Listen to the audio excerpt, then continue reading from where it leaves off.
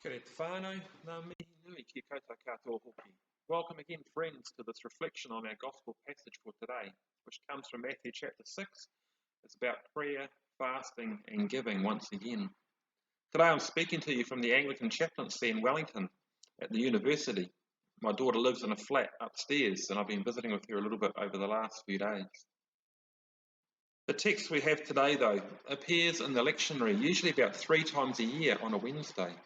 The last time it did that was on Ash Wednesday, where the supporting readings for the day encouraged us to prepare for the fast of Lent leading up to Easter.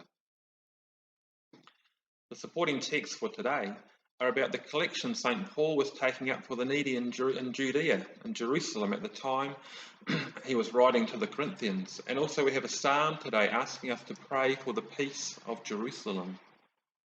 Again, Jerusalem is very relevant for us with the recent troubles there.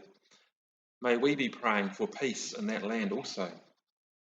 But why is this text such a regular contributor to our daily readings? Why is this such an important subject for us to grapple with in our ongoing discipleship with Jesus, walking each day with him?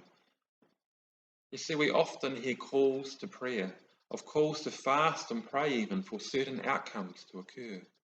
Regularly we are asked to give to certain causes or projects that we are told will bring glory to God. These calls to this type of activity sometimes can be seen as a sacrificial thing, where we sacrifice something we enjoy or have so that we can receive in return some blessing or a desired outcome. I think it is really easy to make the leap or the mistake to see prayer and fasting and giving like this as a way that we can manipulate God or even our community so that certain results can be achieved.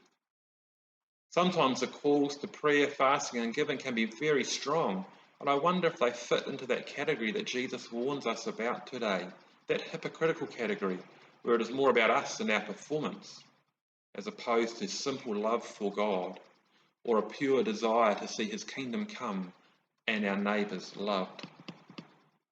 Jesus does not give specific directives as to how to fast, pray and give today, but the location of the Lord's Prayer smack in the centre of our text for today and the supporting text from the lectionary do give some direction on how we can begin to put legs on these practices, on these ideas. You see, prayer, fasting and giving are certainly weird ideas in our current Western secular context, but they have always been common ideas and habits across all religious practice. Isaiah calls his people to stop using fasting as a way to manipulate God. True fasting, Isaiah tells us, is to set the oppressed free, to stop using people for our advantage. God, through Isaiah, even challenges the idea that fasting is to be sacrificial for our own ends. What? You make yourself suffer? Do you think I will be pleased with that? Asks God. St. Paul is asking the Corinthians today to share their resources with the poor back in Judea so that they may know some love, some support and encouragement from the wider Christian community. Amos does not appear in any of our supporting texts at the moment, but his whole book, his whole prophecy is a plea for Israel and Judah to stop abusing the poor in many awful ways so that their worship of God can be true and pure. What? You sell the poor for a pair of sandals, he says, twice to ram the point home. From all these sources, you can see in the footnotes below, it seems very clear that fasting is not to be about sacrifice or suffering, or even pleading with God in a transactional way.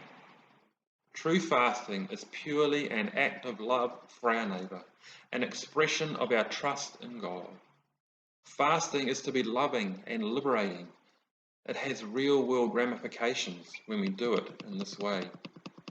In our modern world, cursed with slavery of all sorts, even the fish or tomatoes we buy in the supermarket can be provided to us by modern slaves trapped at sea for years on factory boats, never seeing land, or underpaid workers in the fields of Italy. Do we now sell the poor for a slice of fish or a peeled tomato? I feel strongly that the lectionary brings this text to us regularly as we need to be reminded of this practice. Can I encourage you in the privacy of your own prayer room to research and wrestle with the realities that many in our world suffer with? Can I ask you to give a shit about them and find ways to fast from consumption that enslaves the poor again and again?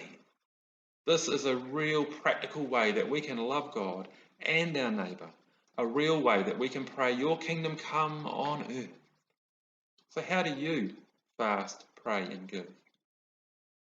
May it be free of hypocrisy and help justice to flow down like a mighty river. Rangamārie kia koutou. Peace be with you all.